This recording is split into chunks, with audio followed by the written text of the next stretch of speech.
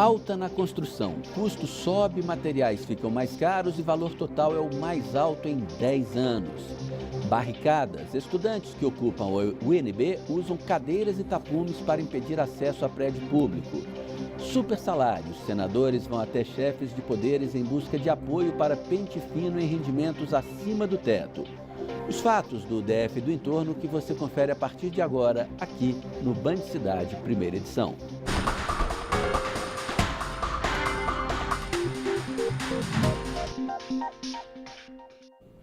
Olá, boa tarde. O Band Cidade de hoje começa falando de violência contra a mulher. O Brasil registrou mais de 4.000 mulheres assassinadas no último ano, o que coloca nosso país em 5º lugar no ranking mundial de feminicídio. No Distrito Federal, 16 mulheres foram mortas pelos companheiros de janeiro até agora.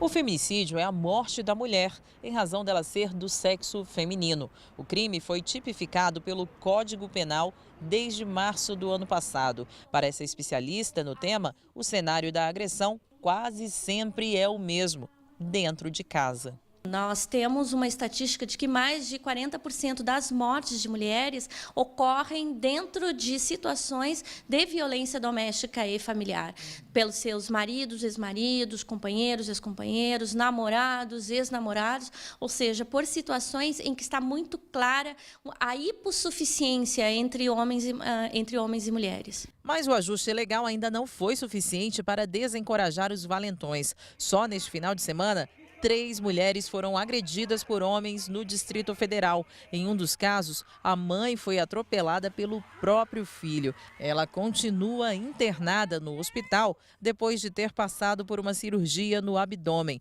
O rapaz foi preso. Em outro caso, Tatiane Leal, de 38 anos, morreu depois de ser esfaqueada pelo marido na frente da filha mais velha, de 12 anos. O homem foi preso 48 horas depois do crime. O que esses casos mostram é uma característica muito própria dos crimes entendidos como feminicídio. Dados da Secretaria de Segurança Pública revelam que de janeiro a novembro deste ano foram registradas 16 ocorrências de feminicídio no Distrito Federal, ou seja, mais de um caso por mês de violência contra a mulher aqui no DF. É um dos crimes mais repugnantes que tem e o qual a sociedade brasileira e inclusive a área governamental tem que aplicar penas cada vez mais duras. É algo que tem que ser combatido, sim, com total eficiência, não só por parte da lei, mas da própria sociedade, em respeitar os espaços, em respeitar a decisão de escolha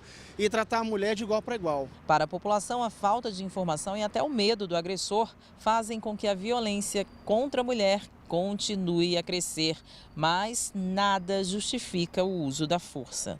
Se já houve uma ocorrência e você prometeu mudar, você não mudou, não espere, saia fora, se você quiser permanecer com vida. A secretária adjunta de Políticas para a Mulher informou que só este ano, mais de 15.000 atendimentos a mulheres foram realizados. Para ela, é preciso que quem sofre qualquer tipo de violência não se cale. Então, vamos desenvolver uma série de ações no sentido de mobilizar a sociedade para trabalhar e conscientizar essa questão, que começa não só na vítima, mas começa em casa, na família, na escola. Precisamos fazer um trabalho muito grande de conscientização e de mudança dessa cultura. As mulheres vítimas de violência podem ir às delegacias especializadas ou até fazer a queixa pelo Disque 180. O canal funciona 24 horas, as ligações são gratuitas e confidenciais. Isso é importante, tá? Ninguém vai ficar sabendo de nenhum dado que for colocado ali nesse canal. E é claro que feminicídio é mais uma face terrível da violência que assola a sociedade como um todo, mas tem uma coisa que pode ajudar, se não a acabar com isso, talvez diminuir, né? É que as mulheres, quando constatarem qualquer risco, por menor que seja, de sofrer violência, têm que denunciar. Sem a denúncia, não adianta, né, Cláudio Humberto? Não só as mulheres, né? As mulheres sofrem uma pressão do ponto de vista econômico muito forte. Há mulheres que dependem do marido para sobreviver e acaba suportando aquele sofrimento em nome da preservação da família, em nome dos interesses do filho também. Você que é vizinho, você que é filho, que é parente, que tome conhecimento de qualquer violência contra a mulher, também você tem o dever de denunciar. Quem bate mulher não gosta de mulher. A gente fica observando para esses 16 casos de assassinatos de mulheres por seus próprios companheiros somente este ano no Distrito Federal. Há milhares de casos também aqui no Distrito Federal de agressão covarde desses sujeitos contra suas próprias companheiras de vida. Eles batem mulher porque não gostam de mulher. Eles batem mulher porque são covardes. Eles batem mulher porque têm pinto pequeno. A construção de 3 novos reservatórios é uma solução, né, Cláudio Humberto? Mas a gente sabe que para isso não basta instalar os dedos. Na verdade, esse TP não tem muito a ver, não. A gente tem que falar agora do custo do material de construção, que tem subido nas principais capitais do país e atingiu a maior alta desde 2007. Como a mão de obra também teve alta, o setor passa por forte desaceleração. Os empresários da construção agora apostam nas medidas do governo para o reaquecimento do mercado.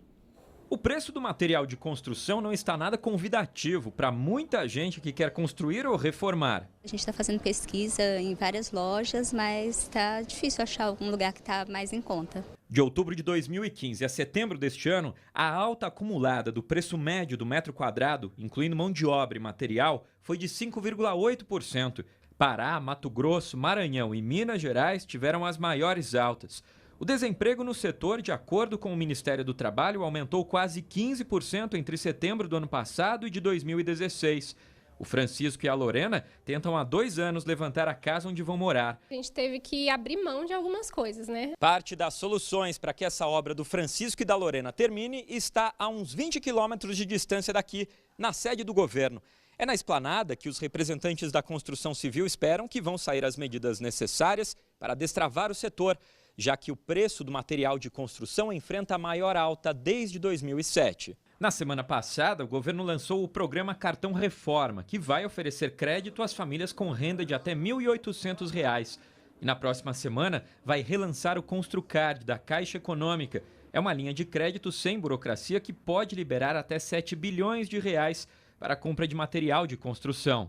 O comércio de material de construção, 98% são de pequenas e médias empresas. São empresários que efetivamente acreditam em tudo aquilo que o governo vem fazendo. O setor também aposta em iniciativas, como o programa de concessões, que pode aumentar investimentos em infraestrutura e na queda dos juros e da inflação. Ainda deve cair mais um pouco, mas daqui a pouco ele deve reverter. Todos esses programas de investimentos que o governo está imaginando iniciem, deve dar uma alavancada melhorando o setor da construção. A comissão especial que vai fazer um pente fino nos supersalários está em peregrinação hoje.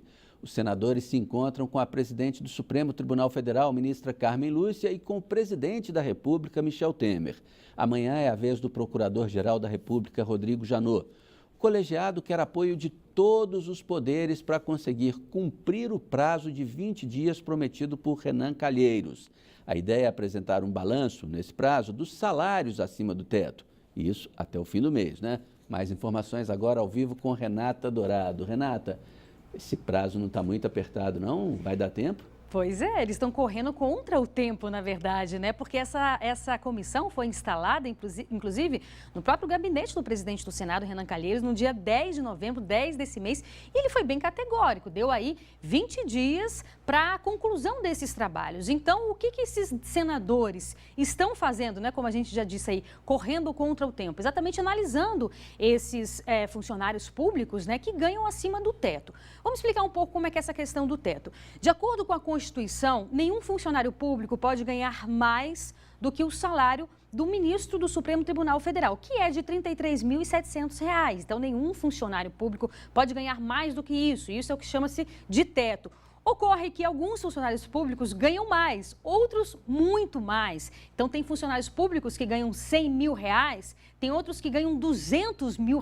Então, uma disparidade muito grande com a nossa realidade tendo em vista que várias famílias brasileiras sobrevivem com um salário mínimo e tendo em vista também que o governo está fazendo todo esse esforço para reequilibrar as contas públicas, diminuir os gastos, aumentar aí a arrecadação. Então é todo um momento também que não permite isso, além do que, como a gente disse, é contra a própria Constituição. Então é inconstitucional. Então essa comissão, cuja relatoria é da senadora Cátia Abreu, vai fazer esse trabalho minucioso, identificar quais são esses funcionários que ganham esses salários aí muito altos e, obviamente, tentar fazer esse ajuste. Então, ela já se encontrou hoje com a presidente do Supremo, vai se encontrar logo mais com o presidente Renan Calheiros, melhor, com o presidente da República, Michel Temer, né? Então, é isso, é conversar com representantes de todos os poderes para tentar ter também esse apoio, essa ajuda, vai estar aí mostrando para esses representantes quem são os senadores que fazem parte dessa comissão, para que esse diálogo também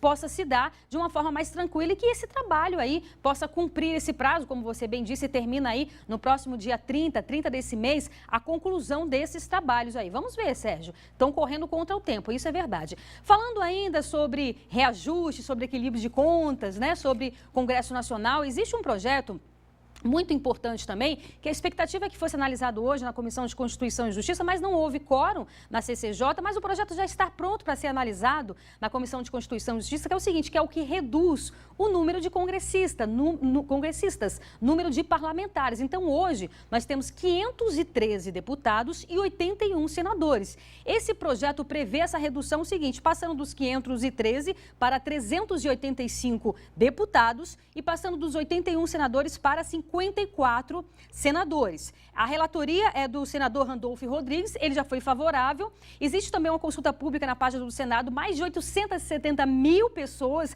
já se colocaram favoráveis a essa mudança. Agora vamos ver se os parlamentares também são favoráveis a essa mudança, né, Sérgio? Ok, obrigado, Renata.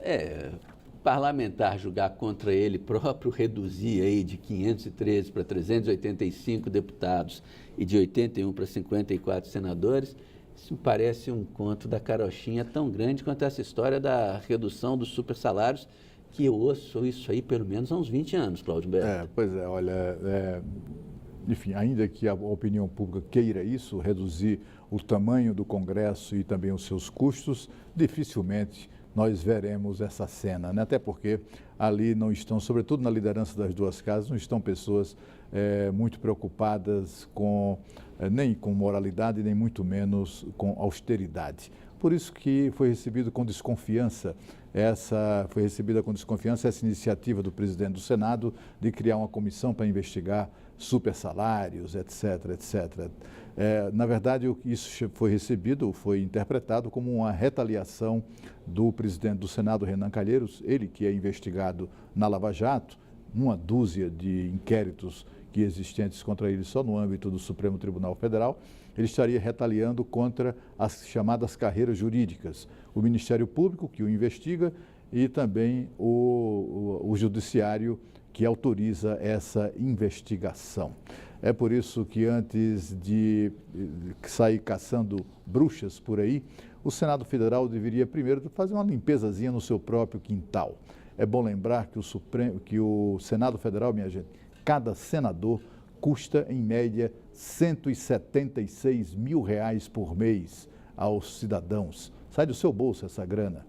O Senado Federal, que só tem 81 senadores, nos custam um número bastante cabalístico de 171 milhões de reais por ano. 171 milhões de reais por ano é quanto custa o Senado para os contribuintes brasileiros. Veja a seguir, parque abandonado na Asa Sul tira paciência de moradores. Band Cidade volta já já.